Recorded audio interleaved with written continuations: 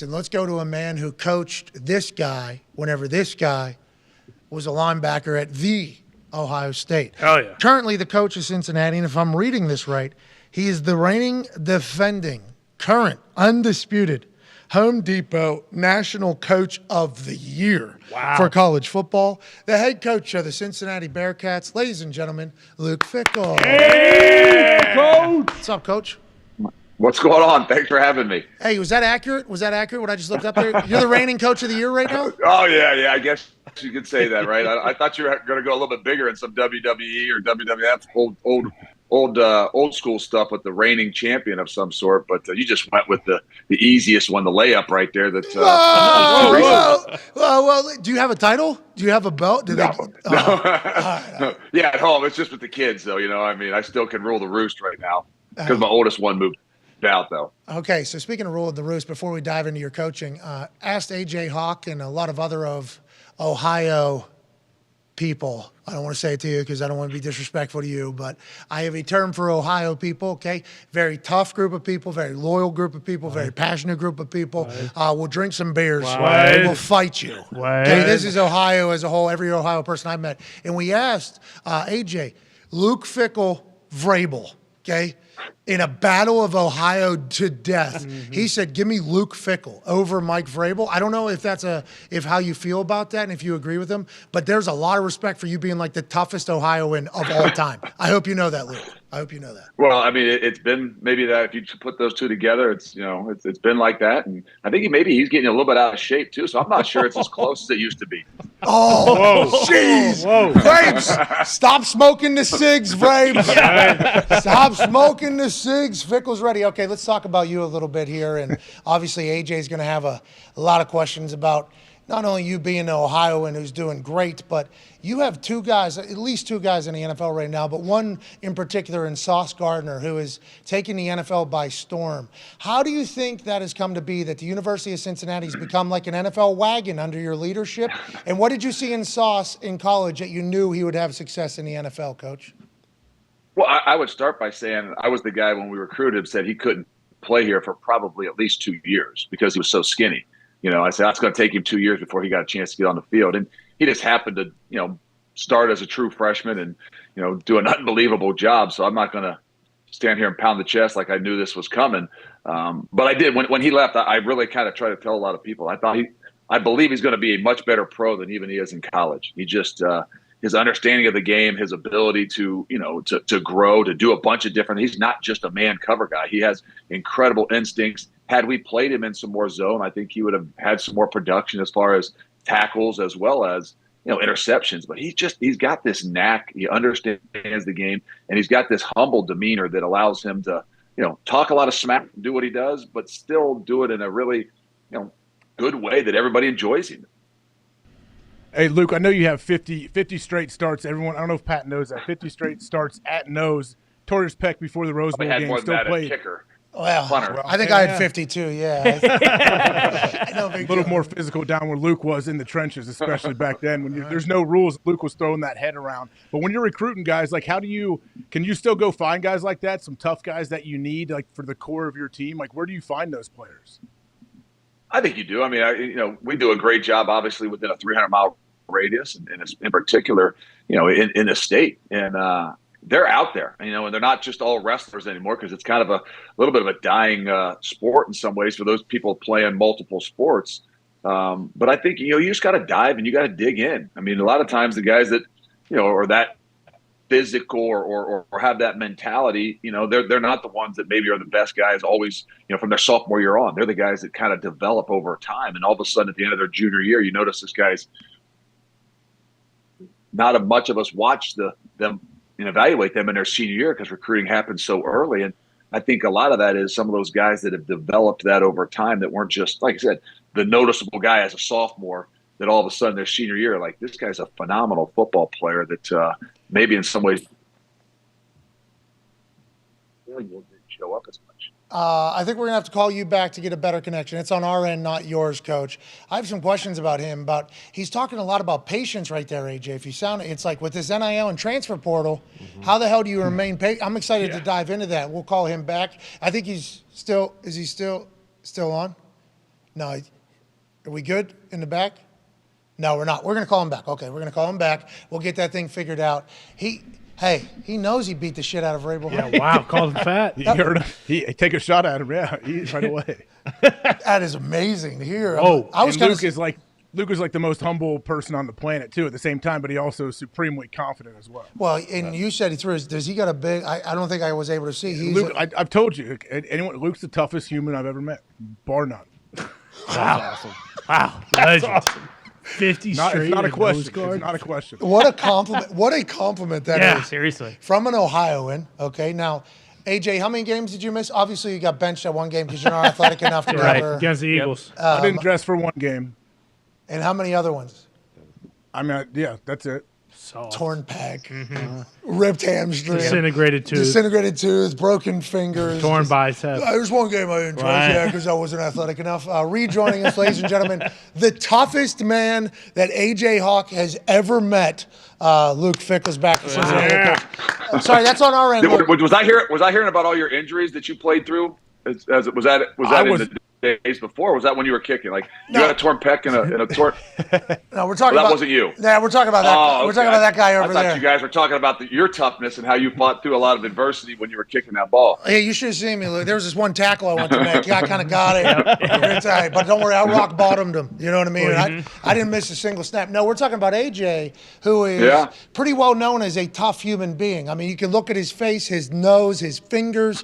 You can look at his resume. You can literally say, this guy, tough guy. He said you're the toughest human he's ever met. I mean, that's hey, here we go. Not to even applaud it. That's real. He just said that. That's incredible. Well, I appreciate that, but I've seen a lot of things out of him as well. I know this isn't what you want to hear about, right? You know, you want to praise him on your show and all, but I've seen a completely blown up purple ankle. You know that people would have said, I don't know if he's going to make it the following week, and he didn't miss a practice on Tuesday and went out there and played his butt off on Saturday in one of the biggest games in the rivalry. So. You know, let's make sure we give due where due is deserved as well. And I'm sure you did the same thing, but I wasn't around that. No, I've never. You had a twisted ankle. You could still punt? Oh, twisted ankle would take me out. I'll tell you that. I'm done. Yeah, you missed a few of those. Yeah, absolutely. I believe it. Yeah, no, but AJ said you're the toughest man. That's why it's even more impressive. This guy, grade 4 sprained ankle. Unbelievable. Thing's purple. Who cares? Tape it. Is it lower body? What does that even mean? Didn't even miss a practice. Dog. And was running his face right into people. Anyways, AJ, what a fucking dog this guy is. Coach, what I wanted to ask you about, though, because you were talking about patience a lot. Whenever you heard about Sauce Gardner with how skinny he was, your first reaction was, I think this guy's going to have to grow for the first couple of years, and then he'll be there as a junior. And he started as a freshman, and you were kind of surprised by that. Then you talked about those tough guys have to kind of mature into it, it feels like, because early they might not be as talented, but they have the mindset, and then you kind of see it. With the patience mindset, are you worried about the way the state of college football is right now? Because the transfer portal, guys, if they're not starting right now, they're gone. The transfer portal has like thousands and thousands of kids in it right now because they all expected to start immediately. Are you up front with the guys that you recruit? Do you recruit a certain type of guy? And how does that change going forward, do you think, for the Cincinnati Bearcats? Well, whatever's in there right now, come December 5th, it's probably going to double. So that's the date. And it is unique. I mean, I think that you've got to find the right ones, but it's about a relationship too. That, if you've got a relationship, you hope you can get these guys to fight through these tough times. And it's not easy, and it's ever changing, and it's going to be easier and easier for some of these guys to bail and to change. But I think you try to find that when you're recruiting guys. And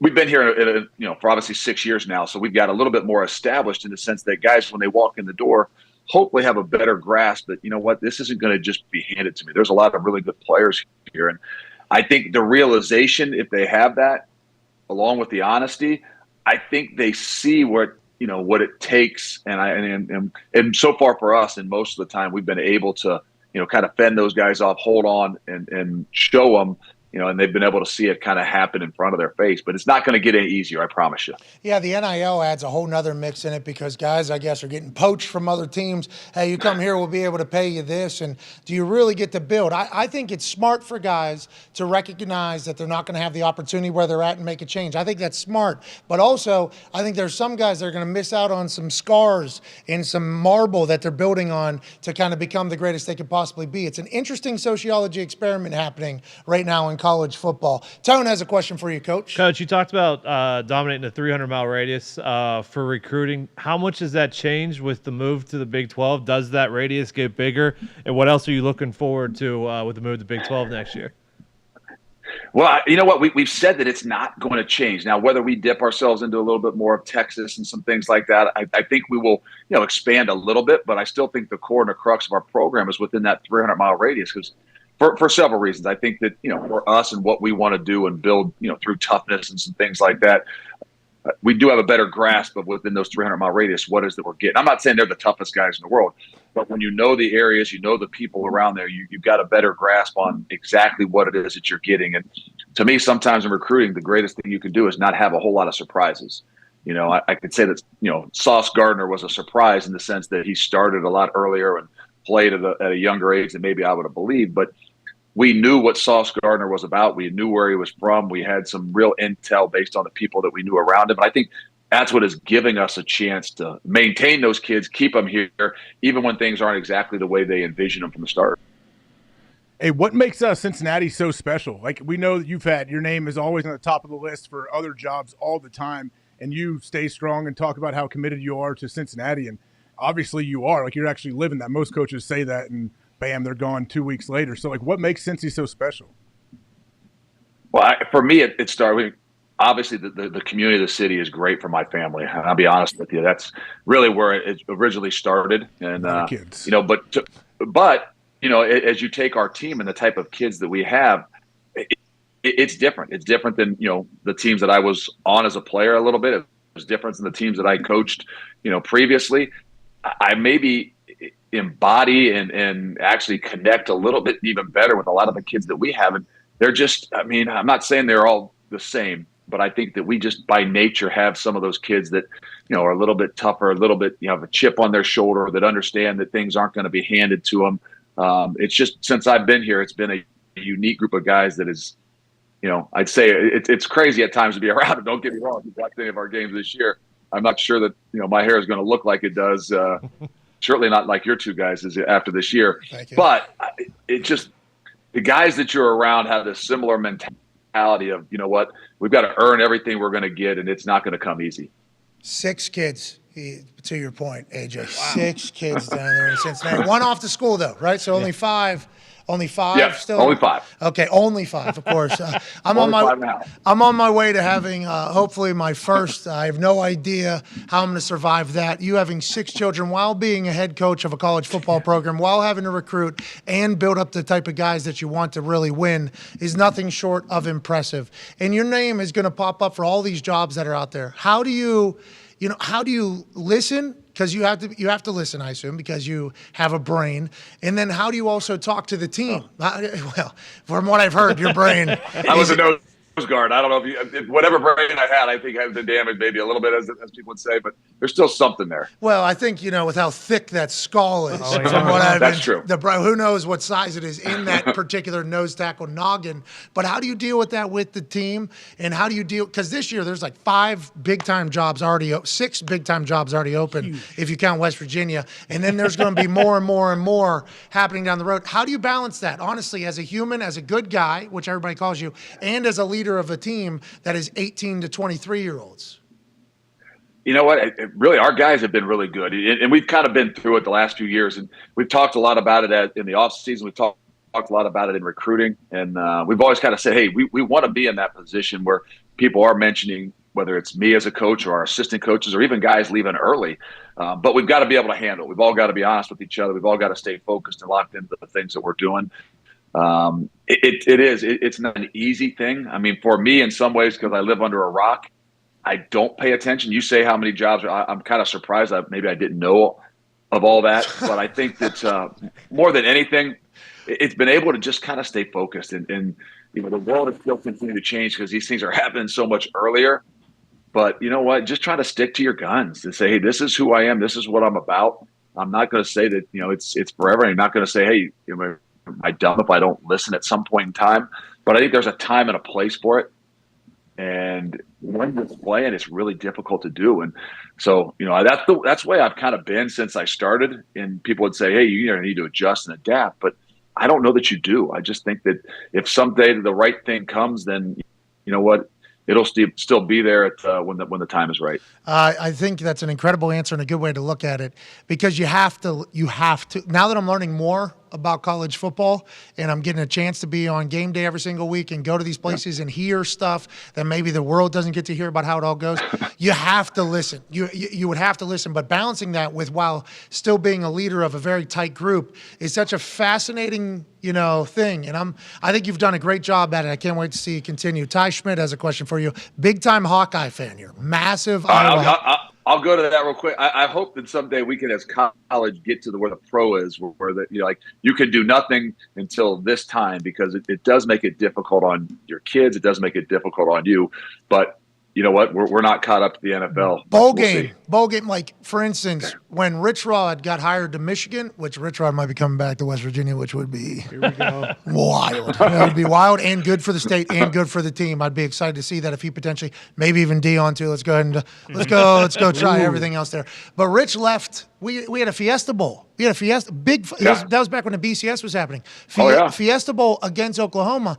He leaves 10 days before that. See ya, I'm out of here. It's like, that was like an eye-opening experience to me as a 20-year-old. Like, what this is literally all we worked for, like, to get to this particular moment. And then as I get older, it's like he had to go at that exact time because of literally how it all is. You're right. There should be a little bit more of a regimen or a process or a procedure the way it goes. The business side of things, like the NFL does. Yeah, I think so too. Like a period. There should be a period of time whenever it's allowed to happen. Ty, your question. Coach, speaking of the NFL, obviously you're incredibly invested in Cincinnati and whatever may come next, whenever that is. Have you had any conversations with Coach Vrabel, and do you have any, aspirations to potentially coach in the NFL down the road, or have you realized, like, no, I'm meant to coach in college? Well, I kind of would go back and forth. Originally, I've always said, no, I think this is, Braves and I have talked about that. And, when he first went back to the NFL, when he was coaching, I kind of saw him and watched from afar what he was doing. I remember saying, hey, you're in there, right? Not that he wasn't a great college football coach. It would be a great college head coach. But I truly believe that he's in the right place. And I kind of feel that same way with me is not that you didn't have any success in that league and maybe don't know as much about that league, but I'm like, you know what? This is the right place for me. I don't know that that's, what's best for me. And Braves and I have talked about it. He's told me all the pros to being in the NFL and the different lifestyle and the things that you do. But I know for me and where I am and what I enjoy, that this is the right place for me. I just saw, sorry, AJ, before you ask your question, you're talking about you talking to Vrabes and you called him fat earlier. Whoa. You two are real tight. I didn't know you two are real tight. I didn't know that. Are you guys in each other's wedding? Whose is this? That might be his wedding. I think I was the best man, or it could be my wedding. I'm not, but Could be mine. yeah. I was a little bit chubbier then, and I think maybe it's switched. Maybe it's flopped a little bit now. So, I don't know. Maybe we have to have a weigh-in. I don't know. I don't want to throw things out there. He wears some baggy clothes, but I might have to get on him about that a little bit. Luke, I see him out at Lake Tahoe, and it's our first time really chatting in person. And, I've dealt with you Ohioans before, so I kind of, I'm kind of prepped for this whole thing. Middle of conversation, just out of nowhere, he's making a statement. He takes that left mitt, from his pocket. I see that thing coming. Big. We're talking Roundhouse. Looping left. And I'm like, is this guy about to punch me in the face? But we're having a conversation. He tried me. You know what I mean? He grabbed my arm just like to see how much how much he could body me basically in the middle of it. And I seen it coming, and I've been boxing in the virtual reality thing. So I tightened up and leaned into it. I didn't budge at all. And I was like, that was a massive moment between me and Vrabel right there. You two like kin, huh? You two same people? Yeah, it's been quite a while. So we don't get to see each other nearly as much, but try to stay in touch and catch up with the crazy lives that we lead. If I move there, he's looking at me as a soft ass guy. Oh, you would never hear the end of it. Yeah. And you know what? The next time he sees you, he's going to do it again, just in case you're wondering. It never stops. In case there's not a whole lot of growing up in this blood. Ohio, yeah. Got it. AJ, your question. Speaking of another Ohio guy, like Marcus Freeman, what's it like seeing him? Obviously, you coached him. He coached with you, and now he's the head coach at Notre Dame. Like, what is it like seeing guys that you've worked with? Not only you have coached yourself, but you see him taking all these other jobs out there. Yeah, it's hard when you get in. It's like it's like when you ask about Braves, it's like you try to stay in contact with these guys, but you just are so busy at what it is you're doing that it's really difficult to do. So you got to watch from afar. And when you're watching from afar, sometimes it's even harder. The other night, I think, was it last Sunday night when Braves and those guys played against the Chiefs? They were in an overtime game. I remember leaving the office and grabbing my phone, and it was the start of the fourth quarter. And I went home, and everybody asked, "Did you watch the game?" I said, "No, I couldn't. I couldn't turn the game on because I stress over watching them play because, you got so much invested because it's the people that you really care about." I said, "I don't need that in my life." So I literally sat in my bed and just kept looking at the phone every 3 minutes to see what the game was like. And it's the same way with, whether it's with Marcus or other guys you coach with. It's hard for me because when I'm not here and I'm not doing what I do, I try to find ways to relax watching, NFL games that I have no, other than players playing in them, that I have no, not pulling for any side is relaxing to me. But when it's Braves, it's one of those guys you coach with, like Marcus said, it's really hard for me to relax and watch. So I kind of watch from afar and just kind of check scores. How about you having a coaching tree now, though? Huh? That's a big deal. Well, I don't know about. Yeah, it's like the Miyagi tree, right? I think they just chop off all the branches. Maybe there's a couple left there. No, I think you should be incredibly proud of what you got going on, Luke, and we appreciate the time. You got a couple games left here. What's in front of us? What are you thinking for going into the end of this year and into the off season going into next year? Well, we still got a chance. I mean, we always talk about it. You want to have an opportunity to play for championships, and we're still in a position where we can do that.